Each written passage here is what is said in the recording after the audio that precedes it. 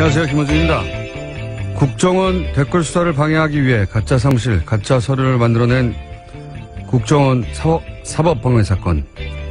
이 사건으로 인한 변정호 검사의 죽음에 대해 최근 일부 매체에서 윤석열 지검장의 책임을 거론합니다. 검찰 내부에서 업무 수행 중 발생한 일인데 지나치게 압박해 검사로서 마지막 자존심을 뭉갰다 하는 식입니다. 장례식장의 조문관 문무일 검찰총장에게 한 검사가 너희들이 죽였다고 고함을 질렀다며 검찰 내부 불만을 보도하기도 합니다. 이게 보수 매체의 과정이 아니라면, 그런 분위기가 실제 검찰 내부에 있다면 그런 사람들이야말로 그 죽음의 책임을 나눠 가져야 할 자들입니다. 검찰 자신의 고유 업무인 수사와 재판을 국정원이 방해하라고 검사들에게 시킨 공작 사건입니다. 자존심을 운운할 거면 검사에게 자신의 친정인 검찰을 속이라고 지시한 국정원을 거론해야죠. 국정원이 검찰을 병신으로 본 거 아닙니까? 어떻게 국정원을 규탄하고 국정원의 책임을 반드시 묻겠다고 하지 않고 그런 일이 다시는 없도록 사건의 진상을 철저히 규명하고 책임자를 처벌하겠다는 검찰 자신을 탓하고 앉아 있습니까? 못나고 비겁하게. 검찰은 자존심도 없습니까? 김원준 생각이었습니다.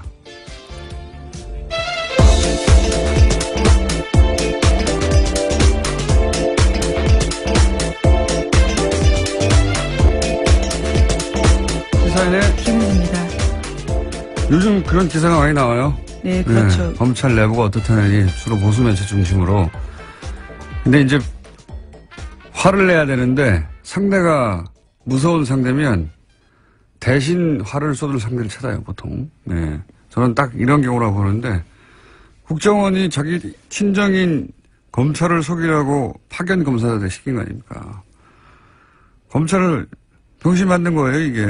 네, 위법한 지시라면 따를 필요가 없습니다. 이문정 검사건에서도 충분히 나오는데요. 무죄 구형했다가 지금 모든 것들이 다 무죄가 됐거든요. 위법한 지시를 따를 필요가 없습니다. 근데 그 개개인 검사들이 무서워서 그랬다고 쳐요. 박근혜 정권 시절에 국정원에서 시키니까 개개인들은 그렇다고 쳐요. 하지만 이제 나중에 사정을 보니까 이제 이게 속이라고 한 것이고 진실이 드러났어요.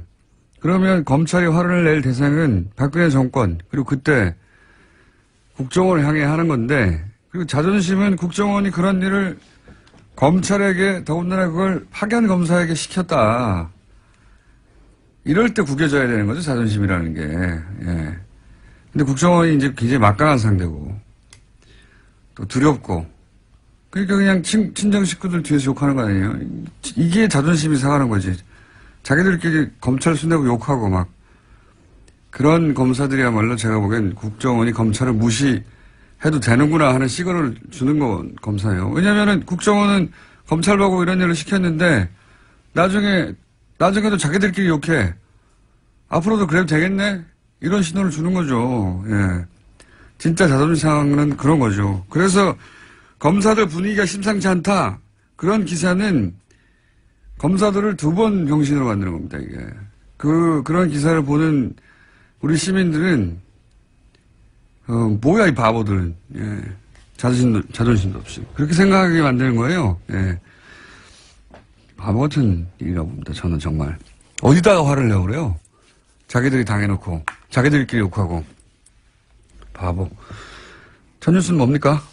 네, 도널드 트럼프 미국 대통령이 어제 방한 일정 마치고 중국으로 떠났습니다. 그러면서 어제 국회에서 연설을 했는데요. 주로 북한 인권 문제를 거론하면서 북한 체제를 비판했습니다.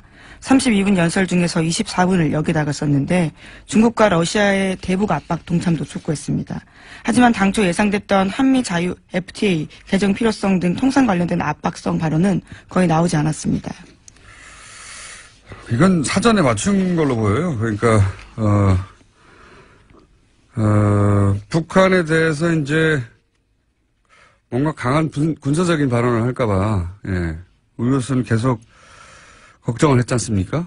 근데 이제. 오기 전까지 굉장히 강하게 트위터에다가 메시지를 예. 썼기 때문에요. 걱정할 수밖에 없는 상황이었습니다. 우리 외교 라인에서 결사적으로 그걸 막고 싶었을 거고, 미국 쪽에서는 어쨌든 한반도 긴장의 현장에 가는 건데, 몇 개월 동안 발언했던 그 현장에 가는 건데, 뭔가 반드시 또 발언하긴 해야 되고, 그래서 그걸 이제 인권으로 포커스를 맞추자고 조율을 한 게 아닌가, 예. 저는 이거는 우리 외교라인을 칭찬해야 한다고 봅니다. 인권을 자기가 먹을 게 관심 있다고 20몇 분 동안 북한 인권에 대해서 발언했겠어요. 예. 뭔가 이제 강한 발언을 하긴 해야 되는데 그게 군사적인 것은 안 된다. 우리 쪽에서 막았고, 뭐게 하긴 해야 되는 거 아니냐 그랬더니 이제 인권적으로 간 게 아닌가 싶어요. 영문 연설문 읽어봤어요? 아니요. 한국말이 있는데 왜 굳이. 아니, 근데 어감이 다르니까. 네. 대통령 연설 정도 되면은 문장이나 뭐 이런 메시지나 수준도 상당히 높고, 뭐 명문도 나오기도 하는데 트럼프 연설문 좀 유치합니다. 내용도 그렇고. 예를 들은 것도 수준이 낮아. 예를 들면 뭐, 한국 건축 기술 뭐, 우러나면서 63 빌딩. 우리가 미국 가서 엠파이어 스테이트 빌딩을 보라. 미국의 발전상, 막 건축의 위대함, 이런 거, 그 미국 의회에서 연설했다고 해봐요. 그럼 하지도 않겠지만, 예. 아주 많은데, 그런 거 하고 무관하게 이제 트럼프는 이번에 한국인들에게 점수를 좀 따고 왔다고 봅니다, 저는. 예. 아베를 무시했던 행동과는 다르게, 예. 여기서는 뭐 하여튼 최대한 맞춰주고. 네, 또 특히 군 위안부 할머니를 안아주는 영상이 굉장히 화제가 됐었는데요. 전반적으로 한국 상황에 맞추고 돌발 상황 하지 않으려고. 그래서 불안했던 시민들의 호감을, 전 남겼다. 예. 장사했다, 자기도. 네. 사람 근본이야 변하겠습니까만은. 우리 외교라인이 트럼프하고, 트럼프, 돌발적인 트럼프, 누구 말도 안 듣는 트럼프, 에 대해서 사전에 여러 가지 프로토콜을 잘 조율했다. 이거 외교라인을 칭찬할 일이라고 봅니다, 저는. 돌발 상황이 전혀 없었기 때문에. 반면에 일본은 이제 트럼프 가고 났더니 비판하는 인사가 이제 나오기 시작했어요. 예. 돈만 퍼주고 얻은 게 뭐냐. 특히 그 딸, 이방카한테 거의 5천억 정도 되지 않습니까? 예. 네, 아이, 그쪽에 투자를 하겠다라고 밝혔었죠. 골프장 이야기도 많이 나와요. 네, 어제 대놓고 자기 골프장 이야기를 했었습니다. 우리나라에서는 네. 일본에서요. 예. 자기 골프장 얘기하는 것도 웃기지 않습니까? 남의 나라에 와가지고 자기 골프장 자랑하는 것도. 자기 골프장에서 한국 선수들이 1위를 했다라는 이야기였는데요. 포인트는 한국 선수 1위보다는 자신의 골프장이었던 것 같습니다. 그러니까요. 예. 참 희한한 사람이에요. 예. 어쨌든 자기 골프장 실컷 광고했고, 근데 일본에서 이제 아베하고 어제도 잠깐 소개했지만 일본에서의 아베 행동이나 아베 이번 외교에 대해서 일본 내에서도 이제 미국에서는 벌써 예, 노예적 상황이라고 아주 굴욕적인 표현을 했는데 일본 내에서도 이제 비판이 나오더라고요. 돈 많이 썼다는 거하고 골프 관련해서는 거기서 이제 정상회교 어떤 뭐랄까요 내밀한 어떤 스킨십을 올리는 그런 거 한다고 하지 않았냐. 그랬더니 실제 뭐 대화록이 없어요. 근데 그 이유를 보도한 매체가 하나 있어요. 그 골프 실력이 떨어져가지고 주로 벙커에 빠져가지고 넘어지는 영상이 또 화제가 됐습니다. 넘어진 것도 넘어진 거지만 원래 코스를 골프는 그 이동을 하는 동안 같이 다니잖아요. 그 사이에 옆에 사람이 없으니까 그때 대화하고 뭐 이런다는 건데 뻥 뚫린 곳에서 도청의 위험도 없는 곳에서. 근데 벙커에 자꾸 빠지고 그러니까 코스를 같이 다니지를 못했대요, 대부분. 그래서 혼자 벙커에 자빠지고 급하게 가야 되니까 그런 영상이 나온 것이고. 코스 대부분은 트럼프는 이제 마츠야마, 그건 모르시구나. 마츠야마 히데키인가요? 하여튼 골프 선수 있어요, 세계 랭킹사에. 대부분은 그 선수하고 다녔다. 이런 보도도 나오고 있습니다. 무슨 외교를 했냐, 뭐 이런. 예. 재밌는 보도들이 일본 쪽에서도 나오기 시작했어요. 자, 다음 뉴스는 뭡니까? 네, 군 사이버사령부 댓글 사건과 관련해서 이명박 전 대통령의 지시가 있었다라는 진술이 나왔다는 보도입니다. 그제 검찰에 소환됐던 김관진 전 국방부 장관의 진술이라는 건데요. 특히 김 전 장관은 19대 대선을 앞두고 이뤄진 사이버사 요원 증편을 이명박 전 대통령이 시켰다라고 인정했습니다. 그럴 줄 알았어요, 저는. 이분은 가자마자 입을 열 줄 알았어요. 김관진 전 마지막 임무가 실장이었으니까. 전 실장은. 네, 박근혜 정부에서 실장이었고요. 예, 이명박 정부에서는 장관이었습니다. 굉장히 긴 시간 동안 중용됐잖아요. 정권에 그렇죠. 대해서. 그렇다는 얘기는 정권 입맛에 굉장히 잘 맞춘다는 얘기거든요. 예. 상황에 따라 얼마든지 바뀔 수 있는 분이라 저는 이분은 바로 보여줄 사람이 없잖아요, 이제. 본인을. 예. 바로 실토하는 게, 하루도 안 걸렸는데, 이제, 줄줄줄 다 나오고, 예. 그리고, 반면에 이제 남재준 전 국정원장도. 예, 어제 출석했습니다. 예. 이분은 김관진 실장하고는 스타일이 좀 다르죠. 자신이 굉장히 거물인 줄 아는 스타일인데, 예. 예, 어제도 굉장히 거칠게 이야기하고 갔는데요. 네, 이분도 다임 엽니다. 예. 왜 그러냐면, 이건 본인이 거물인 줄 아는 스타일이거든요. 대선 출마도 막 하고 막. 예, 실제로, 예, 그렇죠. 예, 본인이 정점에 올라 있는 분이라고 착각하는데, 국정원에는 이렇게 다른 출신으로 와서 국정원장 하고 지나가는 사람들한테 국정원 별 관심 없어요. 관심 없는데, 대단하다고 생각하는 분들이 이제 검찰 조사를 받기 시작하면, 본인이 거물이 아닌 것을 깨달아가는 과정이거든요. 예. 거물이 아닌 걸 깨달으면 또 입을 다 엽니다. 이분도 많은 이야기를 하실 것이다. 저는 전망하는 바입니다. 자, 그래서 드디어 이명박 전 대통령으로부터 지시를 받았다는 이야기가 처음으로 나왔어요. 예, 당사자의 진술이기 때문에 굉장히 중요합니다. 이명박 전 대통령도 포토라인에 설 가능성이 커지게 된 건데요. 전 대통령이고 지금 바로 직전 대통령이 수감돼 있으니까 정치적 부담이 있어서 시간이 좀 걸리겠죠. 여러 가지 더 많이 쌓아서. 다만 이제 이 뉴스를 보고 원세훈 전 국정원장이 갈등하겠죠. 나도. 예, 같은 댓글 혐의이기 때문에. 예. 내가 입 다물고 있는 게 무슨 사연이 있나. 뭐 이런 생각을 하지 않겠나. 예, 다만 김관진 전 장관 같은 경우에는 댓글 활동 목적에 대해서는 정치 관여가 아니라 대북 사이버전 일환으로 생각했다라는 이야기는 계속해서 하고 있습니다. 그건 이제 자기하고 직접 연결되는 거니까요. 예. 자기 거는 빠져나가고, 예. 남의 건 다 줄 거예요. 네, 그렇죠. 특히 그 70명을 뽑는 과정에서 호남 출신을 배제하라라는 이야기는 네. 대통령 지시였다라는 겁니다. 우리 편 뽑으라고 하면서 네. 특정 지역 출신들에 대해서 차별했다라는 이야기도 이런 했습니다. 건 빠져나가야 되거든요. 예. 선발할 때 자기 도장이 찍혀 있는데 시켜서 그랬다고. 예. 많이 생각하고 나오신 거예요. 예. 입을 원하는 건 다 주실 분이다. 이분은 검찰이 원하는 건 거의 주실 분이고. 예. 네, 현재 구속영장 청구하겠다라고 검찰이 밝혔는데요. 또 영장 실질이 있고 난 다음에 어떻게 또 진술이 더 자세히 될지 또 봐야 될 것 같습니다. 자기를 지켜줄 사람이 없어요. 예. 남재준 전 국정원장도 스타일은 다르지만 다 주실 것이다. 자, 다음 뉴스는 뭡니까? 네, 검찰이 현재 박근혜 정부의 국정원 특수활동비 관련 수사를 진행하고 있는데요. 돈의 사용처를 추적 중입니다. 이와 관련해서 그중에 일부가 최순실 씨에게 건너갔을 가능성도 주목하고 있는데요. 관련된 보도를 어제 JTBC가 했습니다. 최순실 씨가 지난해 독일 도피 직전에 머물렀던 서울 강남의 아파트 전세금도 모두 현금으로 냈다라고 하는데요. 1억 5천만 원 보증금에 월세 750만 원이었습니다. 그런데 이때도요, 현금 다발을 냈는데 당시에 최순실 씨 계좌에서 돈이 빠져나간 흔적은 없다라고 합니다.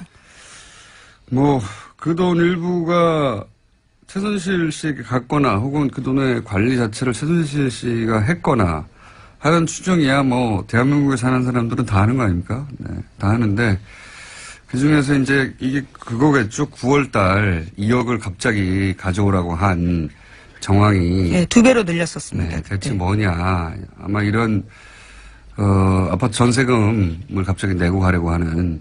근데 이제 이 거래를 드러나지 않게 하려고 현금으로 한 게 아닐까. 이런 추정을 하게 되는 정황인 거죠. 예. 본인은 부인할 테니까 이걸 어떻게 입증할지는 검찰의 몫입니다만, 예. 그런 정황이 하나 나왔다. 네, 그런 정도 뉴스입니다. 예. 자, 지금 5분이 남았네요. 한 2개. 네. 2개 정도 할 수 있을 것 같습니다. 2개 혹은 3개. 다음 뉴스는 뭡니까? 네, 박근혜 정부 국가정보원에서 46일간 단식한 세월호 유가족 김용호 씨의 동향을 수집하고 또 어버이연합의 세월호 규탄 집회를 했다라는 사실이 공식적으로 밝혀졌습니다. 어제 국정원 적폐청산 TF가 밝힌 내용인데요. 국정원의 세월호 여론조작 및 사찰 의혹 조사를 심사한 결과를 발표했습니다. 이건 계속 나왔던 뉴스인데 다시 한번 확인되는 거죠. 예. 아주 공식적으로 이제 인정이 된 건데요. 네. 국정원 스스로 그것을 밝힌 겁니다. 그러니까 이제 매체에다가 기고도 하고 기자회견도 시키고 뭐 시위도 시키고 온라인 활동도 시키고 그리고 그때 당시 크게 문제가 됐던 뭡니까 그 치킨 사들고 폭식투쟁, 속칭, 예. 예. 사람으로 할 짓이 아닌데 굶고 있는 유가족 앞에서 음식을 먹는 식으로 일부러 조롱을 한 행동들입니다. 일베의 유저들이 근데 일베 뒤에 누가 있는 거 아니냐 예, 그런 얘기도 그때 나왔었는데 국정원이 그런 활동들 배후에 있다 라는 의심에 대해서 일부 정도 밝혀낸 거죠. 예. 네, 또 김영호 씨 같은 경우에 단식하다가 병원에 입원했었는데 병원장과 주치의 등을 상대로 김 씨 관련된 정보도 국정원이 확인했다라고 합니다. 그러니까 민간인 사찰 의혹까지도 확인된 거죠. 국정원은 뭐 안 하는 게 없어요. 예. 그리고 국정원이다 하고 가서 뭘 묻는데 대답하지 않는 사람도 거의 없습니다. 국정원이라고 하는데 저는 안 해요. 자, 다음 순요. 물어봤나요? 저는 안 합니다. 네. 검찰이 탁현민 청와대 행정관을 공직선거법 위반 혐의 등으로 불구속 기소했다고 밝혔습니다. 문재인 후보가 지난 5월에 문재인 후보의 육성 연설이 포함되었던 2012년 대선 로고송이 선관위에 신고되지 않은 채 스피커로 나갔다라는 점인데요. 해당 행사는 지난 5월 달에 있었습니다. 청와대는 법과 절차에 따라서 결과를 지켜보겠다라면서 원론적 입장 내놨습니다. 이거는 보도가 좀 엉터리가 된 부분이 있어서 제가 해설을 잠깐 하자면 제가 선거법을 좀 압니다. 제가 6년 전인가요? 그때 선거법 관련 재판을 제가 아직도 받고 있습니다, 현재. 그렇기 때문에 좀 아는데, 탁현민 씨 경우는 이제, 내용이 이거예요. 간단하게 얘기하면. 프리허그 이벤트를 했는데, 그때 마지막 퇴장 음악으로 2012년 때, 로고송을 틀었다. 퇴장하는 장면에서. 그러니까 그 순간 그거는 프리허그 이벤트가 아니라 선거운동이다. 이런 논리를 적용한 거거든요. 그걸 틀었기 때문에. 그리고 선거운동이면 그때 쓰인 확성장치는 사전 신고를 해서 딱지를 붙여야 돼요. 이걸 어기면 과태료 50만 원. 예. 일단 과태료 50만 원짜리 하나 있고요. 법조인이신데요. 이 사실 건은 굉장히 작은 건 과태료 50만 원인데. 그리고 그 무대는 행사를 진행하는 곳에서 설치했거든요. 예. 근데 그 무대를 공짜로 사용했다 이겁니다. 그러니까 선거운동이라고 보는 순간부터 뭐 종편에서는 금품을 수수했다 뭐 이런 식으로 보도했는데 이건 일부러 그렇게 보도하는 거예요. 종편은. 청와대 엿먹으라고. 근데 실제 내용은 뭐냐면 남이 설치한 무대에 올라갔으면 돈을 내야지. 선거운동이니까. 다 연결된 거예요. 그런데 돈 안 냈으니까 금품을 수수한 것과 마찬가지다. 이런 논리예요. 예. 실제로 금품을 수수했다는 게 아니라.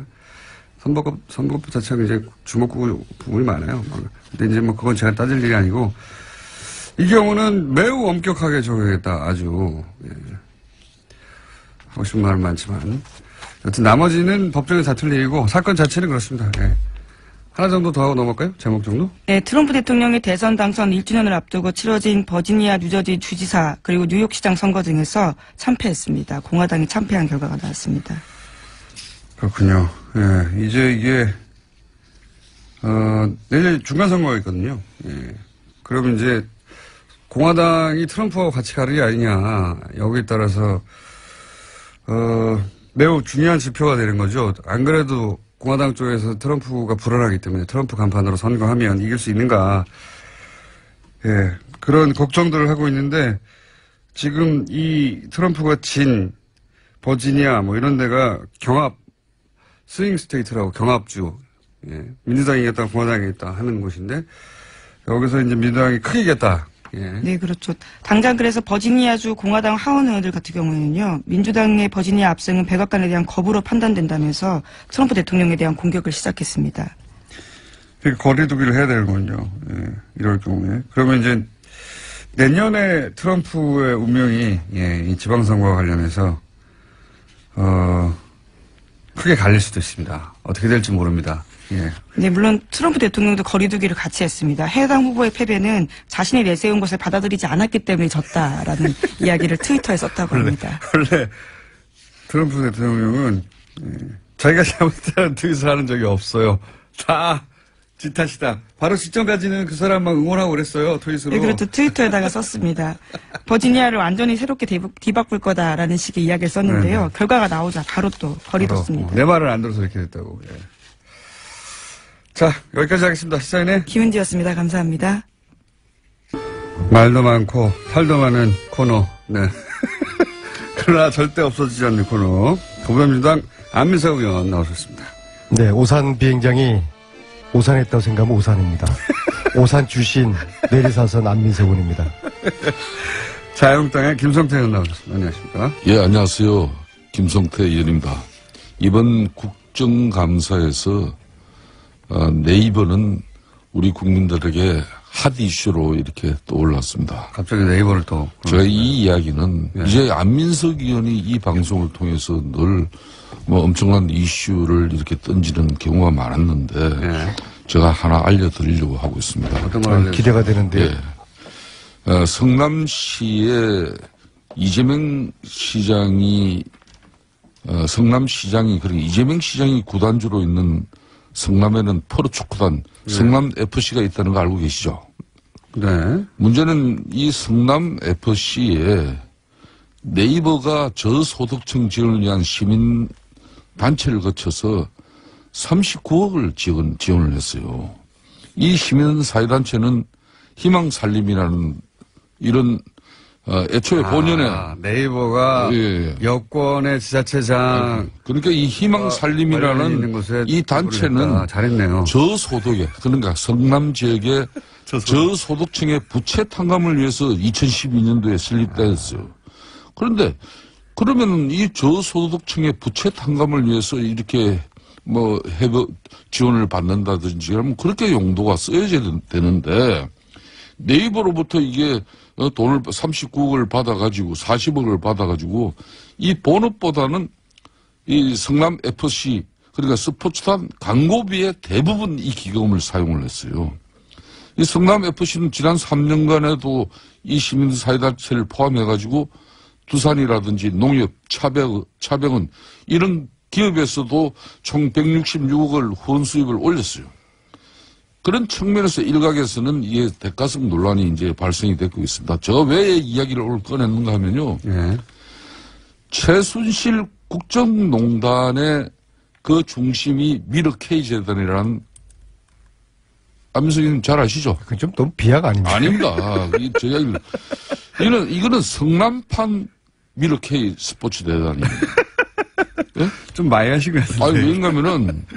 그러면 아니, 여기서 최순실은 누굽니까? 이 사건에서. 그거야, 뭐, 누구보다 잘 아시는 김호준. 제가 이러면은, 성남 FC의 구단주가 누굽니까? 이재명 시장이 지금 최순실이에요? 이재명 때리게 하시는 겁니까? 아니, 때린다기보다는 이번 국정감사에서 네이버가 2015년, 2016년에 시민사회단체 그런 시민사회단체인 희망살림에 법인 회비 명목으로 지원한 40억 중에 이거 진짜 서민들 영시한 그 사람들의 빚 탕감 운동을 하는 사업비를 이 사업비 명목으로 40억 중에서 네이버가 40억을 줬는데 그 중에서 39억을 이 프로축구 성남 FC 그거는 유니폼 알겠습니다. 로고 근데 왜 난데없이 저 말씀을 하시죠? 이런 엄청난 이 상황이 벌어졌는데도 불구하고 왜 민주당에서는 이와 관련한 제대로 된 진상규명과 자, 그러니까 여기 입장이 나오지 않고 있습니까? 이재명 시장이 최순실이다 이거 아닙니까? 한마디로 하면. 그 이재명 시장을 저희 인터뷰 한번 해볼게요. 아니 그러면은 네. 성남시장이면은 이렇게 성남시에 있는 프로축구단 성남FC에 이렇게 순수하게 지원하는 그 지원은 별도로 받아야 되는 거지. 왜 희망살림이라는 이런 시민단체, 이 시민단체는 저소득층의 가계부채 탕감을 위해서 설립된 그런 본연의 임무가 있는데 돈은 일로 받아가가지고 알겠습니다. 왜 예. 불러주냐 말이에요. 이건 대단히 잘못된 이런 한마디로 지적은 일이 있는 것도 안민석 의원께서도 맨날 뭐 자유한국당 뭐 그리고 이명박 다스 뭐 이렇게 하고 뭐 이런 것만 하지 마시고 자체 내부도 좀 뒤다보세요 좀. 저는 이번 국정감사를 정점으로 정치인의 사명과 임무는 국민들을 잘 먹고 잘 살게 하기 위한 것이다. 그래서 정책과 비전 위주의 의정 활동으로 확 180도 전환을 했습니다. 저는 저런 이야기에 네. 별 관심도 없어요. 더 이상. 네. 예. 이제는 뭐 최순실 자금 찾는 것도 안 하시는 겁니까? 그거는 좀 그것만 마무리. 빼고. 예, 네, 그것만 빼고. 그거는 예, 그건 문제는 끝나지 않은 전쟁을 수행을 해야죠. 그거는 저희가 네이버가 이 예. 40억을 성남시에 그러니까 희망살림에 기부한 그 달에 예. 네이버가 제2 사옥이 필요했어요. 근데 그 제2 사옥의 허가가 공교롭게 그달 납니다. 무슨 얘기인지 알겠습니다. 이 부분은 김성태 의원님이 뭐, 문제 삼고 싶으신 부분은 네이버에서 성남시 쪽에다가 지원을 하고 성남시 쪽에서는 제2사옥에 대해서 허락을 하였다. 이런 왜? 뭐 특혜 준 게 있어요? 의혹이죠, 의혹. 특혜 준 게 있어요? 아니 그 공교롭게 그렇게 맞아 떨어져요. 네. 그 우연이겠죠, 그거는. 왜 우연이죠? 네이버가 이렇게 성남시에 분당 정자동인가 어디에 의원님, 그건 충분히 알았고요. 이재명 시장을 이거는 최순실하고 정치시키는 거는 그건 좀 너무 과하신 거예요. 이건 내용을 저희가 모르니까 한번 이 부분도 이 부분을 저희가 에서도 이제 이런 부분도 저는 국민들 먹고 사는 문제만 관심이 있어요. 일단 내용을 의원님도 모르고 그러니까 안민석 의원님도 모르고 저도 몰라서 요거는 저희가 빠른 시간 내에 이재명 시장님 연결해가지고 사정을 확인해 보겠고 어쨌든 지금 문제 삼으신 것은 성남시하고 네이버 사이에 물밑에서 거래가 있는 게 아니냐 이거죠. 아니 성남시가 희망살림이라는 시민사회단체를 설립한 것은 저소득층의 빚을 탕감해주기 위해서 말 그대로 좋은 일로 만드는 거예요. 의원님 충분히 말씀하셨습니다. 그러면 쓸데없는 말씀하시 그만하시고 진도 나갑시다. 이제. 아니 의혹을 제기하셨기 때문에 그 부분에 대해서는 아는 사람이 답을 해요. 저희는 알지를 못하기 때문에 내용을. 저는 의혹도요. 제가 저런 건 좀 과거에 최순실 추적을 많이 했지 않습니까? 발로 뛰면서 최소한 저런 말씀하기 위해서는 내부자의 김 아무개의 정언에 의하면 그런 거 정도는 이야기하셔야지 어디서 프린트해가지고 자료 찾아가지고 말씀하시면은 그별 신뢰성이 없어요. 조선비지에 실린 거예요. 조선비지. 예. 이게 지금 현재 자유한국당 정치보복대책특위에서 그 위원장이 김성태 의원님이시죠? 그렇습니다. 그 첫 번째 터트린 게 이재명 때리기 저겁니까?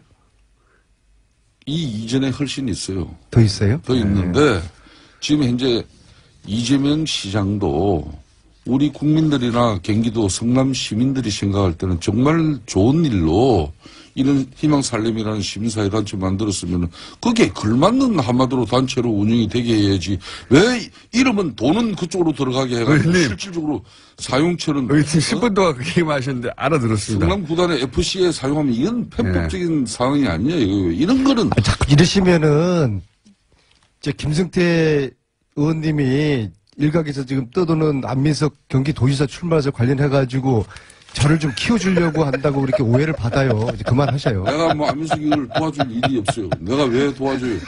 네? 아니 우리 당과 우리 정권을 그렇게 망친 당신에게 내가 왜 도와줍니까? 저는 최순실 재산 특별법 통과되기 전에는 저는 아무것도 안 합니다. 저는 당직도 안 맡을 거고요. 하라고 그래도 안 할 거예요. 그거 다 끝나도 당직 맡을 수 있으시겠어요? 아니 지금 왜 김호중 공장장이 이 문제가 이번 아니 최순실 재산 몰수 안 할 겁니까? 민주당이 얘기했어. 김성태 의원님. 알겠습니다. 제가 꼭 이재명 씨한테 물어보겠습니다. 공장장 최순실 재산 몰수 안 할 겁니까? 그렇게 하시니까 국민의당에서 고발하는 거 아닙니까, 의원님을. 국민의당 괴롭힌다고. 세 번째 고발당했는데요. 저는 이번엔 제가 왜 고발당하는지 모르겠어요. 아마 그분들도 저를 왜 고발했는지 이유를 모를 거예요. 안민석 의원님 제일 만만하니까 막 하는 겁니다. 아니, 그리고 제가 이런 거 하시기 어려운 거죠. 김성태 의원님이 안민석 때문에 정치 인생 망쳤다고 말씀 지난번 하셨잖아요. 저는 이렇게 보면은 뉴스 공작 때문에 제 정치 인생이 굉장히 많이 꼬였어요. 꽃피었죠. 고발도 많이 당하고 이번에 국민당이 고발한 이유는 전 제가 볼 때는 안철수의 복수라고 봅니다. 본인은 적폐청산은 정치 보복이라고 말씀하셨지만은 안민석에 대한 복수를 좀 중간에 왜 했어요. 의원님한테 복수를 합니까? 이것도 뉴스 공작 때문에 그런 거 아니에요.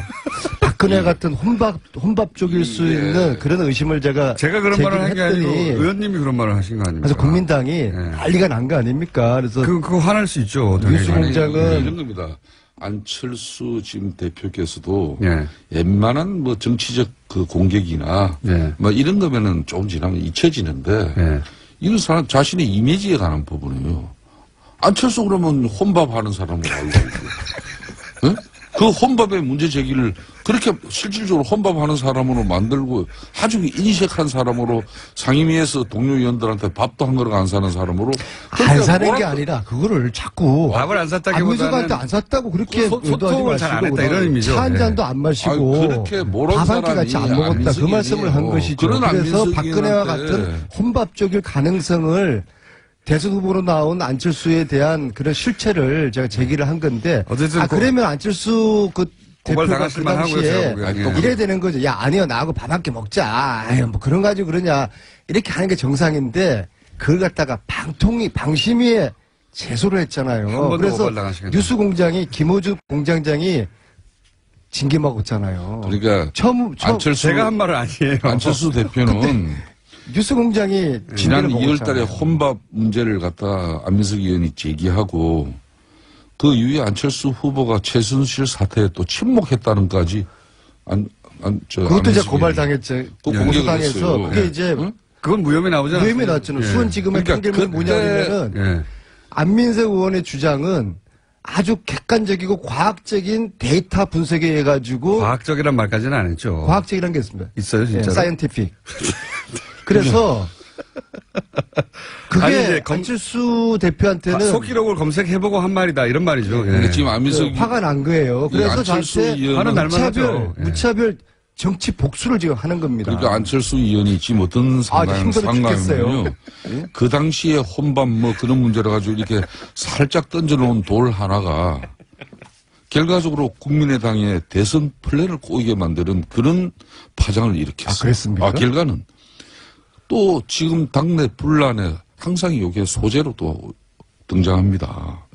그러니까 어찌 보면은 더 큰 파장을 만드는 옛날 얘기 게 아닌가. 그만하시고 이제 최순실도 그렇고 김관진 남재준 안철수도 그렇고 제가 저는 내가 이 말씀합니다. 내가 누누이 말하지 않습니까?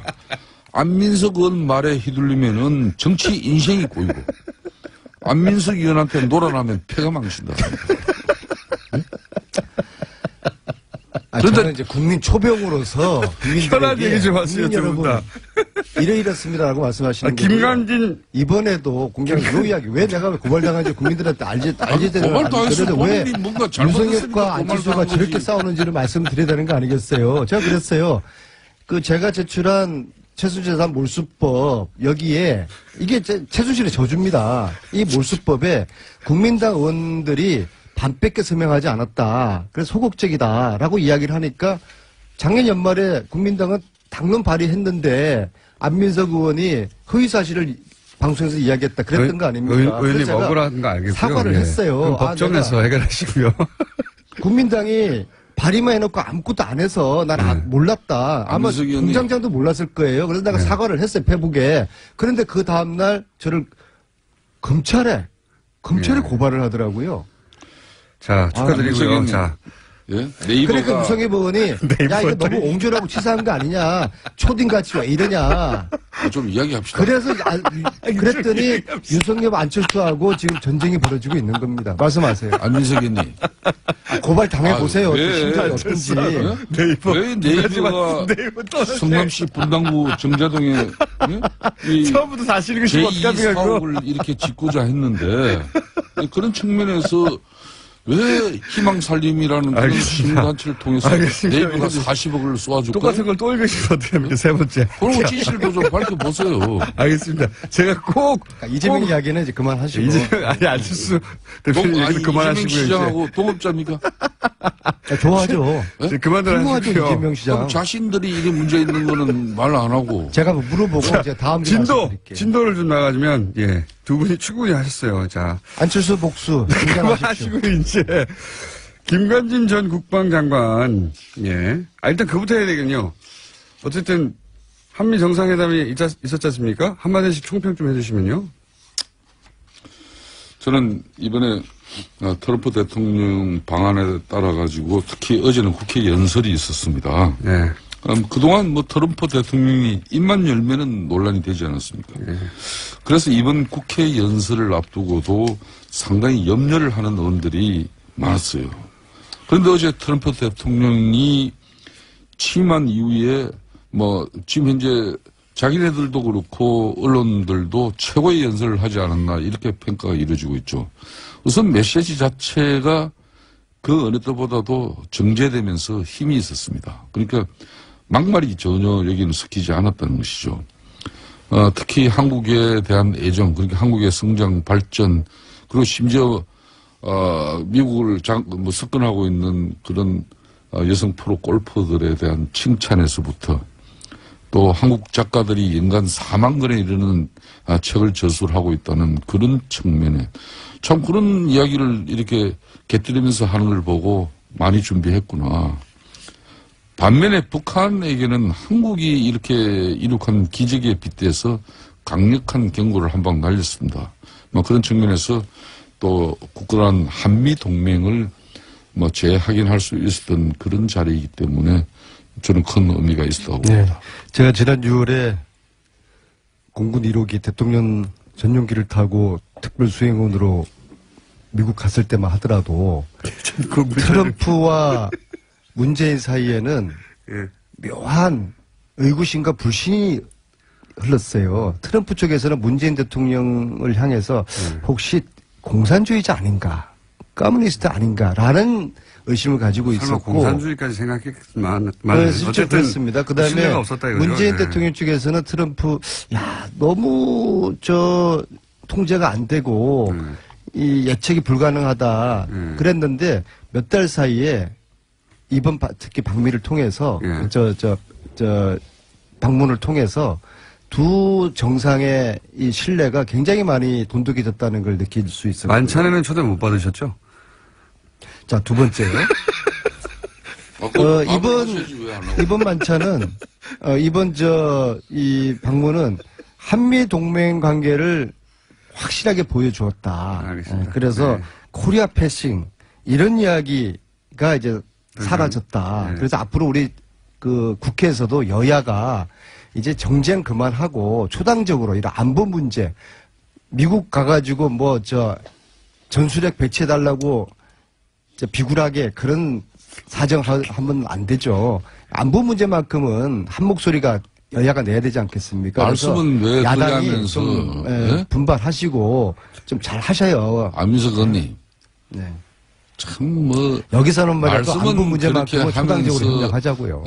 제1당의 당대표의 방미 활동에 대해서 비열하게 이렇게 표현을 한다는 게 어떻게 그러니까 이 교통방송이 맨날 방송윤리심의위원회에서 제소가 당하는 거예요. 언제까지 안민석 의원은 맨날 고발이나 당하고 본인만 고발 당하면 되는데 이 방송까지도 고발이 당한단 말입니다. 그런 거 언제까지 그럴 거예요? 김성태 의원님은 다 좋은데 한 가지 도드라진 아주 단점 하나가 있어요. 이거 꼭 고쳐야 됩니다. 저만 보면은 목소리가 이렇게 높아집니까? 아니 나는 목소리도 높아질 일도 없고 앞으로 이제 그러면 굳건한 한미동맹은 민주당이 목소리 높였어요. 저희들은 목소리 죽일게요. 미국에 갈 일도 없지 그러면은. 네? 그렇게 하시겠습니까? 네. 예? 네. 초당적으로 협력하죠. 예. 김성태 안민서부터 안보 문제만큼은 그렇죠. 서로 협력하죠. 사드 유지하고. 네. 예?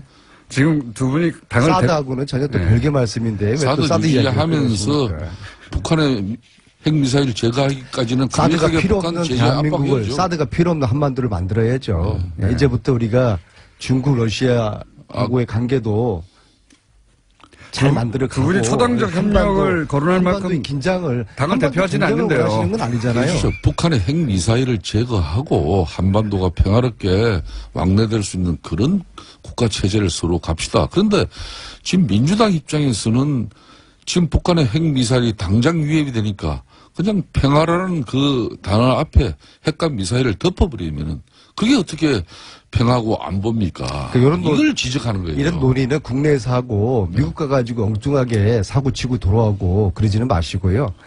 뭐 의견은 다를 수가 있잖아요. 국내에서 이야기하고 그다음에 좋은 의견 도출해가지고 이 안보 외교만큼은 우리 초당적으로 협력하자고요. 그러니까 지금 그리고 오늘 한반도 전쟁을 원하는 건 않잖아요. 지금도 안민석 의원님 북한의 핵 잠수함이 그리고 핵 항공모함이 세 척이 나와서 북한의 핵과 미사일을 제거하고 제재하는 압박의 수단으로 지금 동원되고 있습니다. 그렇기 때문에 여기에 우리도 특히 문재인 정권이 어떤 경우도 북한의 핵과 미사일이 그리고 핵이 폐기되기 전까지는 개성공단을 그 이전에 가동한다든지 금강산 관광을 또 미리 시작한다든지 그러니까 자한당은 무조건 이런 일은 북한을 없도록 하세요.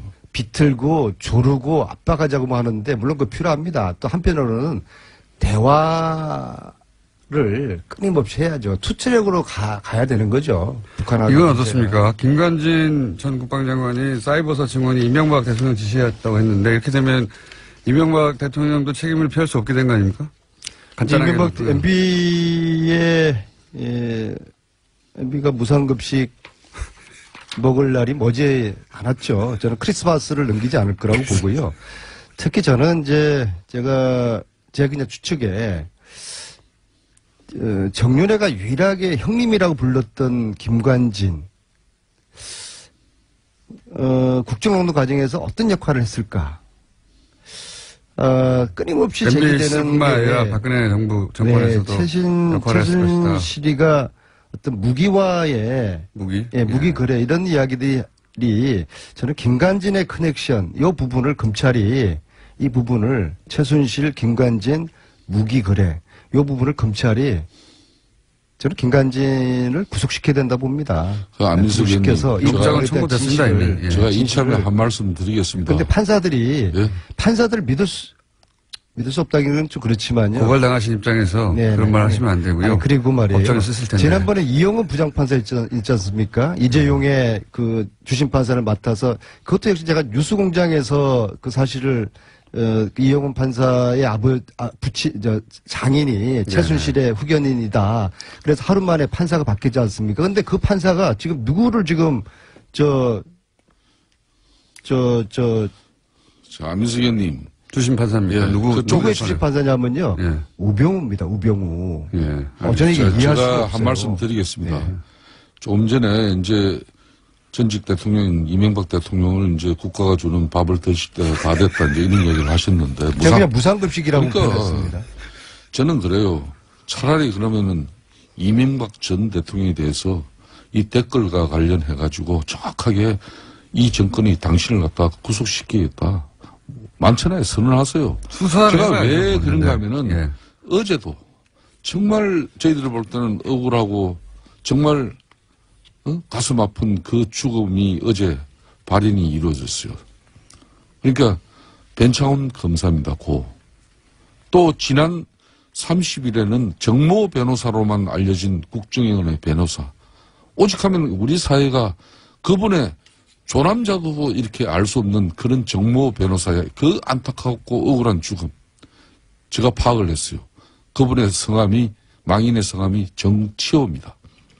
정치호 변호사의 그 또 안타까운 죽음에 대해서 그 죽음이 왜 이루어졌겠습니까? 아니 고인들의 죽음은 안타깝지만요. 국정원 댓글 수사로 인해서 국정원장을 구속시켰으면은 국정원장이 그걸 책임지는 것이지 또 더 나아가서 MB에 대해서 그 최종 종착역이 목적은 무상급식을 무료로 드리는 그 이유라면은 그렇게 바로 가서 왜 주변에 이 참 힘없고 이 정말 시켜서 할 수밖에 없었던 그 상황의 공직자들을 죽음으로 내보는 국정농단에 한마디로 부역했던 살인정치, 보복정치 국정농단에 부역했던 검사나 변호사 관련자들은 자살할 게 아니라 자백을 해야 되는 것이죠. 이 변창훈 검사 사망 사건은 문재인 독재가 홍위병을 앞세운 대통령 정치와 친문 독재를 넘어서 살인 독재로까지 치닫고 있는 이런 엄청난 사건이에요. 그렇기 때문에 저는 지금 이 순간부터 6개월 동안 이 정치 보복, 오로지 보복을 위한 정권으로 이렇게 국민들이 각인할 정도의 아니 국민들이 국정운영은 국민들의 70, 80%라고 원하는 적폐청산 했다고 해서 독재라고 이게 독재입니까? 아니 적폐청산이라는 국민들이 원하는 걸 하면 독재예요. 아 좋아요. 적폐청산이라는 이름만 그렇게 내걸고 그 내용은 사실상 보복이고 또 정치 사찰이고 그러면 안 되잖아요. 저도 MB의 구속을 원하시는 거예요? 저는 그 상태 안 MB의 무서워요. 구속을 원하면 차라리 MB로 가라 이거예요. 왜